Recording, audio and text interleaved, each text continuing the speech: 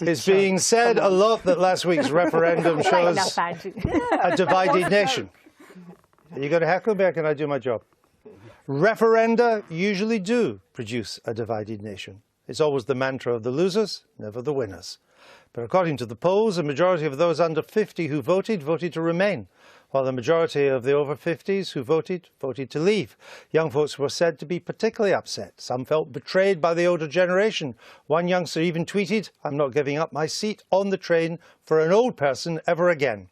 If only more of them had given up a few moments of their time, of course, and bothered to vote, then they could have changed the result of the referendum. And I think it's unfair to pick on Michael Patillo. He spends most of his life on trains and deserves to be seated at his age. That's why we've decided to take a step back, get a sense of perspective, and put the hand of history in this week's Spotlight.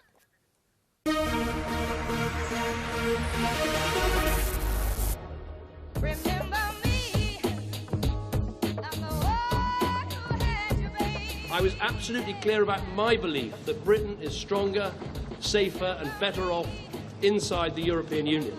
But the British people have made a very clear decision to take a different path. So, was this his defining moment? Call Me Dave might prefer to point to his other achievements, but whether he likes it or not, history will judge a Prime Minister who wanted to stay in the EU and achieve the exact opposite.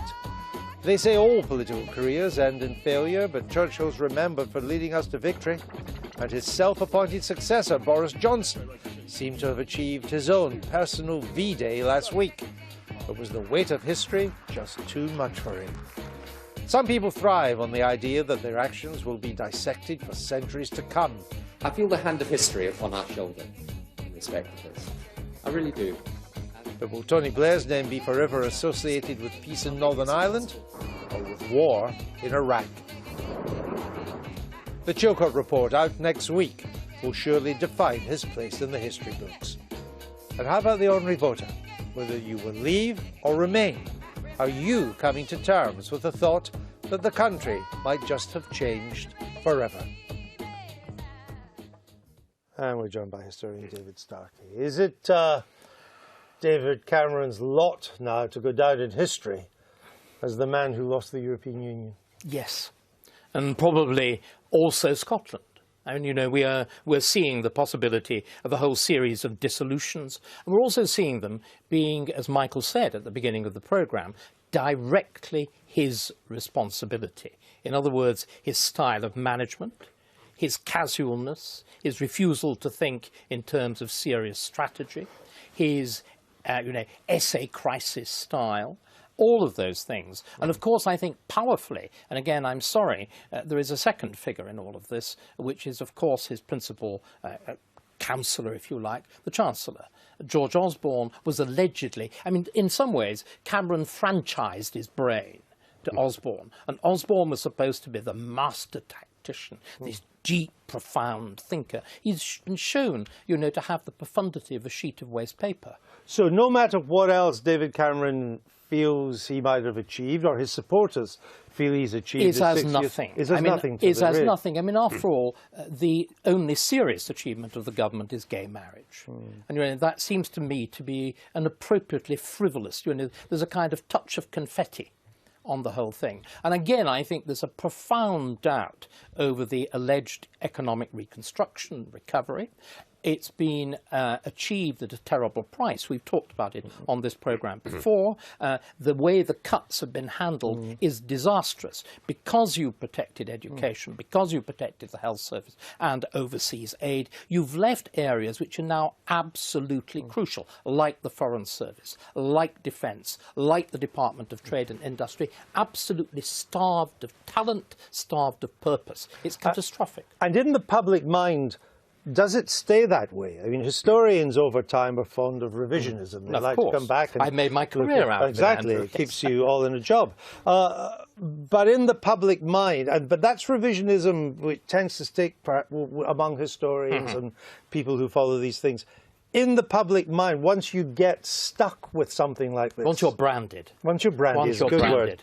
It's pretty hard to get rid of it. I mean, we see it. You saw Blair there. Blair is the Iraq War. But Blair is much more than the Iraq War. He's the sense of lying. one of the great problems, I think, is that in a fundamental way, we really have not had a change of government since 1997. This is my great fear with Michael Gove, that you were singing the praises of, Michael, that he worshipped Blair. He thought that Blair was a brilliant tactician, a brilliant strategist. He was, of course, a powerful neocon. He passionately supports the Iraq War. But there's also a more fundamental issue, which I don't think we've dealt with in talking about why the referendum went the way it did. It was our version of the culture wars. When Rachel was sitting here a few minutes ago, attributing the whole thing to austerity, I think she failed to understand what was really going on. Once again, another big charge, and I think here Michael and I will vigorously disagree, I think Tory modernisation was completely misconceived. Right.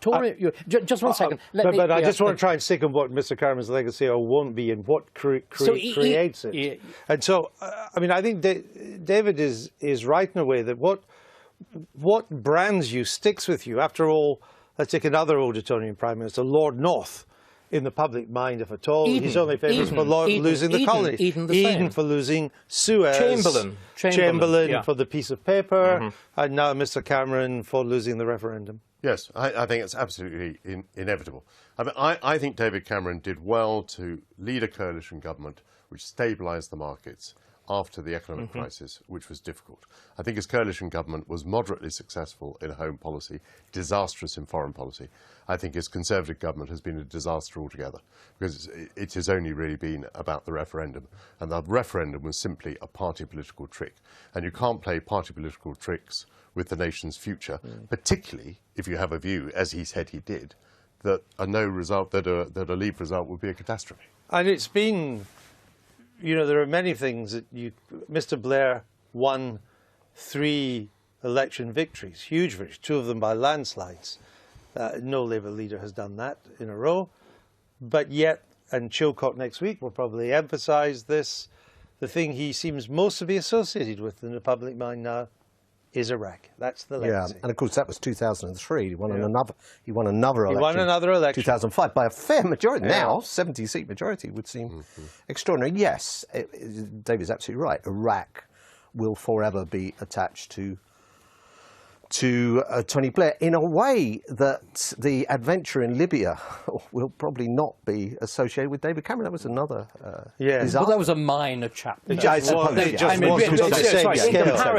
comparison, it's a mini disaster. Yeah. But so, just going back to modernisation, the great problem with modernisation was that it turned the Tory party into a pale version of New Labour. So this sense of having no choice, this sense of cultural alienation in the, you know, I come from the north too. It's jolly well concealed, but I do. And my family comes from Oldham and Rochdale. I had wind of what's going on now 2 or 3 years ago. My cousin was leading UKIP there. She swore what would happen. Right. She's been...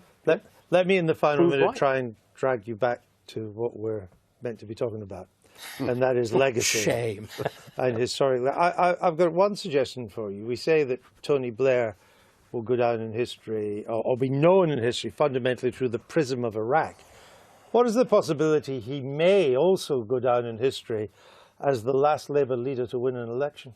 I think that is now very much on the cards. I mean, listening to the kind of defence that was offered for Corbyn this evening suggests a degree of obtuseness, a total failure, no, doesn't it? It does, I'm afraid, yes. A total failure to understand the plight that they find themselves in. Because, of course, Labour, again, exemplifies this tension between, as it were, the voter and the political elite. In other words, its own MPs, in an absolutely acute form. There are 3 tensions. There's one between Labour members, there's another one between the Labour voter, and another one between the MPs. So you've got the Labour Party is like a scene of medieval torture being pulled apart in 3 directions. Historians love that kind of thing. Yeah, I know. It'll give you plenty to write about in the years to come. David Starkey, thank you very much.